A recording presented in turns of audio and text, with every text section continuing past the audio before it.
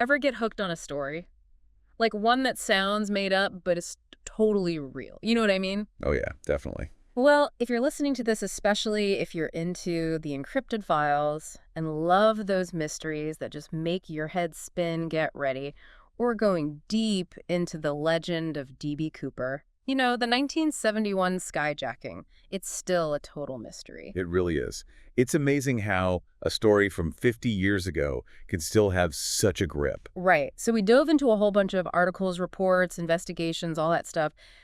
Decades worth, really, to try and figure out what makes this case so fascinating. Why are we still talking about it? I think it's the combination of the boldness, the mystery, and the fact that he just disappeared. Totally. So we want to get past all the noise and get to what matters. What actually happened? What are the big questions that are still unanswered?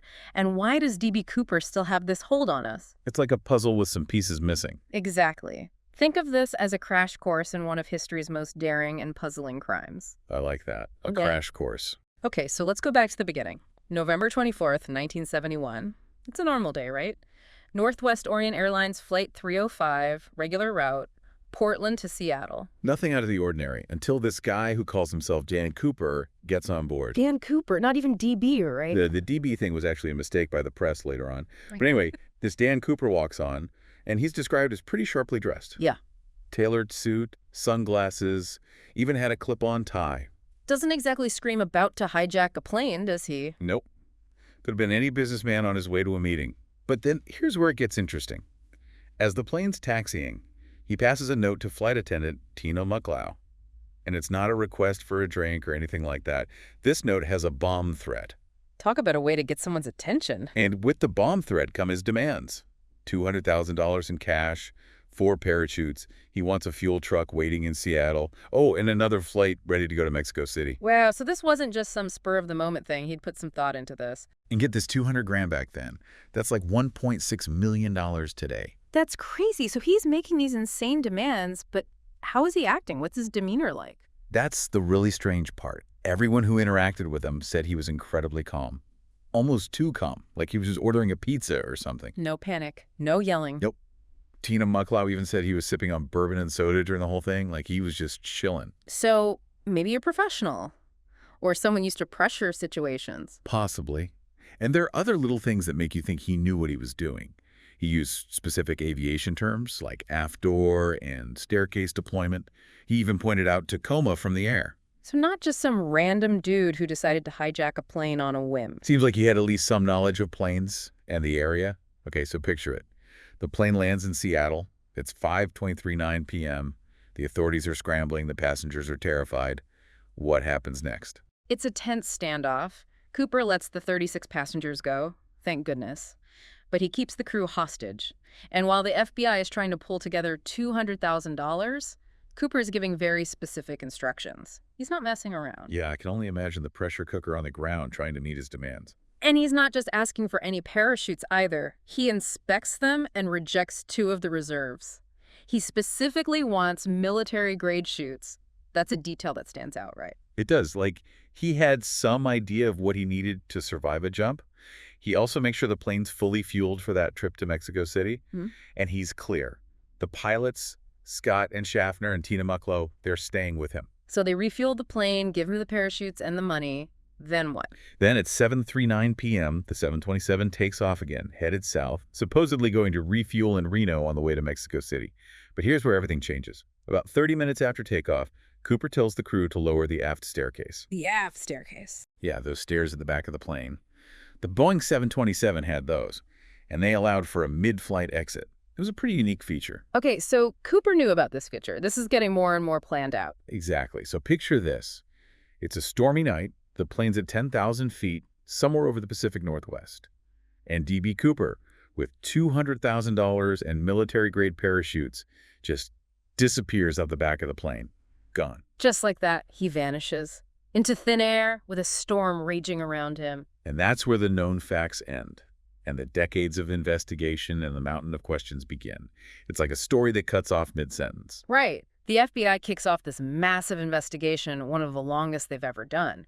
But after all that time and effort, they don't find any real answers. And looking back, it seems like some of their early missteps might have hurt their chances. Yeah, like the search of the Columbia River Basin. Seems like the most obvious place to start, right? But they didn't really search it thoroughly until days after the hijacking. And then there's the evidence they couldn't analyze back then. Cooper's tie clip and some cigarette butts they found on the plane. They didn't test those for DNA until way later. Who knows what they could have found with today's technology? And let's not forget the composite sketches. They made 3 different versions, each one based on what witnesses remembered. But there was a lot of debate about how accurate they really were. The last one they made, Composite B, showed a more refined-looking guy, maybe in his 40s or 50s, with a receding hairline. That did match some of the descriptions from the crew, though. Yeah, it's amazing how different eyewitness accounts can be, especially in high-stress situation like that. Absolutely. Memories can be tricky. Yeah. So aside from the sketches and witness statements, what actual physical evidence did the FBI end up with? Not much, surprisingly. They had the parachutes. One of the reserves had been cut, probably to use the shroud lines for something, but they never found the other one. And then get this, in 1980, a kid playing on the banks of the Columbia River finds $5,800 in cash. Buried treasure. Pretty much. And they confirmed it was part of the ransom money, so at least some of it ended up there. That must have been a huge development for the investigation. It was. And then, of course, there's the tie clip, the one Cooper left behind. Ah, the tie clip. Mm-hmm. They finally tested that for DNA in 2007. They got some partial profiles, but they didn't get any matches in the databases. It's like every piece of evidence leads to another dead end. So what did the FBI finally conclude after all those years? Did D.B. Cooper survive? They officially concluded that he probably didn't make it. They pointed to the terrible conditions that night. High winds, freezing rain, thick forest. Not exactly a soft landing. Plus, he wasn't dressed for it. No helmet, no goggles, the wrong shoes, and most of the money, $194,200, was never found. So they thought he probably didn't survive the jump or died shortly after. Right. But not everyone agrees with that. Some experienced skydivers have argued that someone with even a bit of training could have pulled off that kind of jump. This guy, Earl Causey, a well-known skydiving instructor, said that 6 practice jumps might have been enough. So maybe Cooper had a more experience than they thought. It's possible, and that opens up a whole bunch of possibilities for who he might have been. Over the years, a lot of suspects have popped up. Like Richard McCoy Jr., right? The Vietnam vet who hijacked another plane in 1978. Yeah, his case was really similar to Cooper's, but they cleared him because he had a solid alibi for the night of the Cooper hijacking. Still, that's one heck of a coincidence. It is. Another name that comes up is Walter Rica, an ex-Army paratrooper. Some experts thought his handwriting matched the writing on Cooper's note, but he died in 2018 without ever being officially linked to the case. And then there's Lynn Doyle Cooper. His family claimed he was D.B. Cooper back in 2017, but the FBI didn't find any DNA evidence to support that. Yeah, it seems like every lead ends up going nowhere. But there's another theory that's gained a lot of traction, especially online, the idea that Cooper never jumped at all. You mean the Reddit theory? I've heard about that. That's the one. It basically says that the whole thing was staged. Maybe he had an accomplice who pretended to be him in Seattle, got the money, and just walked off the plane. That's a wild theory. It is. But there are some things that make you think nobody actually saw anyone jump from the plane. And radar didn't pick up a parachute opening either. Plus, Cooper seemed to know a lot about the plane and how things worked. Maybe it was all just a big elaborate trick. It makes you wonder, okay, but whether he jumped or walked away, D.B. Cooper has become this larger-than-life figure. He's a folk hero to some people, like a real-life James Bond, as this guy Eric Ulis calls him. Totally. His story is just so captivating. There have been tons of books written about him, like Skyjack, The Hunt for D.B. Cooper, and D.B. Cooper, The Real McCoy. There was even a movie, The Pursuit of D.B. Cooper. It's like he embodies this idea of sticking it to the man and getting away with it. But it's not just a fun story, right? His hijacking changed the way we fly. Oh, definitely. It was a huge wake-up call for the airline industry. They got rid of those aft staircases on 727 so no one could pull that stunt again. Metal detectors became standard in airports. They started checking IDs more carefully. Even how they trained flight crews to handle hijackings changed. Wow, so even though he disappeared, his actions had a huge impact.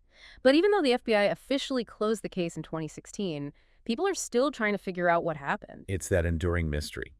And people like Eric Ulis are keeping the search alive. Yeah, he spent years poring over thousands of FBI documents on the case. Over 4,000, I think. He's really dedicated to uncovering the truth. It's amazing, isn't it? Someone spending so much time trying to solve a decades-old mystery. And he's focusing on some key things. He wants more advanced DNA testing on that tie clip. He's trying to track the serial numbers on the missing money.